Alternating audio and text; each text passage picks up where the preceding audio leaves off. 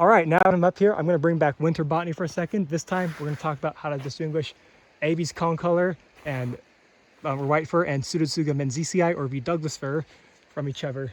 Now, the two look quite similar despite not being that related. They're both in the family Pinaceae, but they are otherwise not really that similar. There's other genera more closely related to in the family. However, they are, funny enough, quite similar looking, at least on the surface. They got similar looking needles, they got similar looking bark at both young and old ages, and even kind of grow in the same ways, so it can be a bit difficult to tell them apart. The first and easiest way to do it is with cones. Pseudotsuga menziesii drops its cones from the tree, and while they're on the tree, they hang down from it, so they look kind of like this.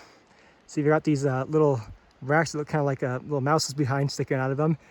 So that's what they look like. And meanwhile, if you find an Abies concolor cone on the ground, you're probably losing your mind because they don't drop their cones on the ground. They fall apart while they're on the tree.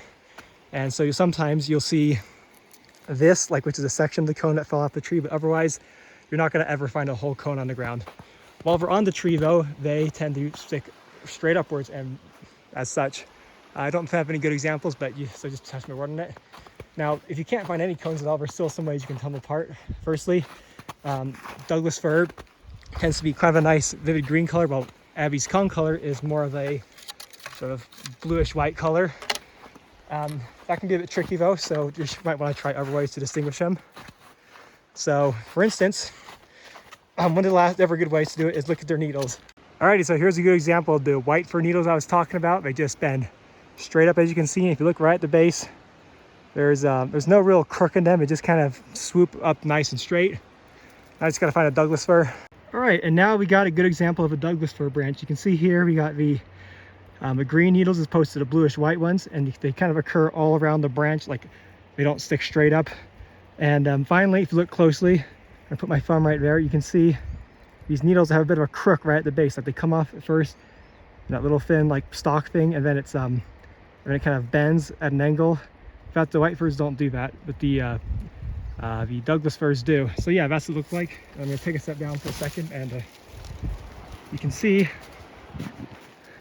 up there that there are some cones hanging down from the tree as opposed to standing upright on them.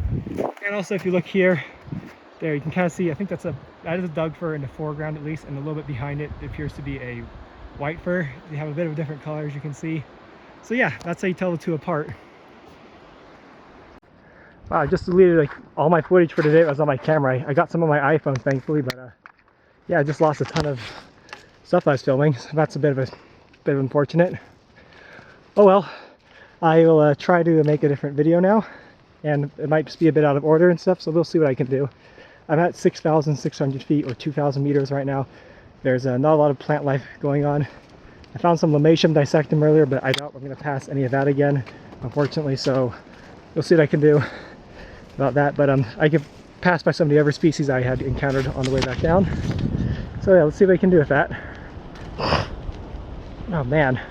Yeah, that really sucks, dude, just deleting your footage like that. I actually must have hit delete all images, and because I noticed it was starting to take a lot of time to actually delete everything.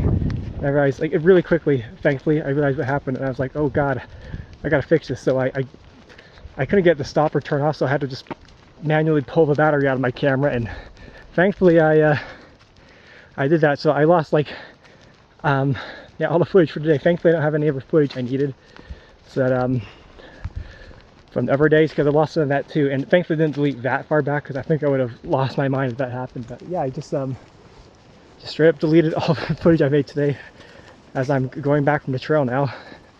Damn. Okay, so this plant right here, this is a Cercocarpus ledifolius, or curly-leaf mountain mahogany. It's a member of the family Rosaceae, and it's another classic evergreen flowering plant of the Wasatch Mountains. It's quite a hardy plant, it lives a long time, and as a member of the rose family, so I don't have flowers to show you right now, but they have 5 petals, inferior ovary, and lots and lots of stamens. And when it produces a fruit, what it does is it basically makes this long little tail thing that comes out of its stamen, turns like a really long tail with like this white fluff on it. It's kind of cool, so hopefully I can show you that later in the year. Right now I'm just trying to get footage and make up stuff for the loss of my other footage I had earlier.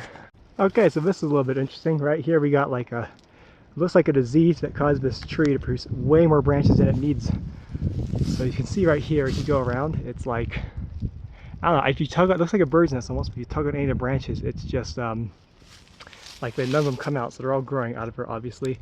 Yeah, this only usually happens if it's some kind of disease going on. This appears to be a little interesting. You can see some sort of tulip or like lily coming up here, probably an introduced ornamental that somehow got here. But yeah, I couldn't tell you what it is right now, but that's a little cool. I think I saw this last year actually, but I think it may have been a tulip, but I'm not sure. Okay, so here we got some Hydrophyllum Cavitatum. It's another family Boraginaceae. It was once part of Hydrophyllaceae with sort of this genus and a few others. It was known to be closely related to Boraginaceae, but it was realized through genetics that it was actually a subfamily of that one to be inset within it, so it's now part of Boraginaceae. Anyways, it's got these, so it looks like it comes up pretty early in the spring here, and soon, like in the next month or so, I'll have these really beautiful purple inflorescence flowers. So hopefully get a view of those right now. I haven't found a lot of Lomatium here at the moment, but they'll hopefully be next. As you get lower in elevation, the Hydrophyllum is getting quite a bit more bigger because it had more time to grow. So, I mean, that's probably pretty obvious if you think about it, but yeah. Alright, so now we got what must be Lomatium dissectum right here. And it's a few other ones growing there and there. Anyways, this is a different species of Lomatium from the other one, and it gets quite a lot larger than the Liliaceae, which I showed you in another video. So Lomatium dissectum gets like, the flower stalk gets to like 5 feet tall, but normally stays around like more 3 or 4. It's not going to be developing that for a while, but right now it's just coming up, and you can see it's got sheathing leaves like other Apiaceae members. And yeah, it's got these nice sort of very much carrot family kind of leaves, like, you know, it's kind of like a parsley or cilantro. Those are also in the family Apiaceae, so it's a pretty good plant. Got some really nice Berberis repens growing with the amongst these maple and oak trees. It's pretty nice, but still got a nice sort of red color on them, so I like that. Anyways, didn't find a whole lot on this trail.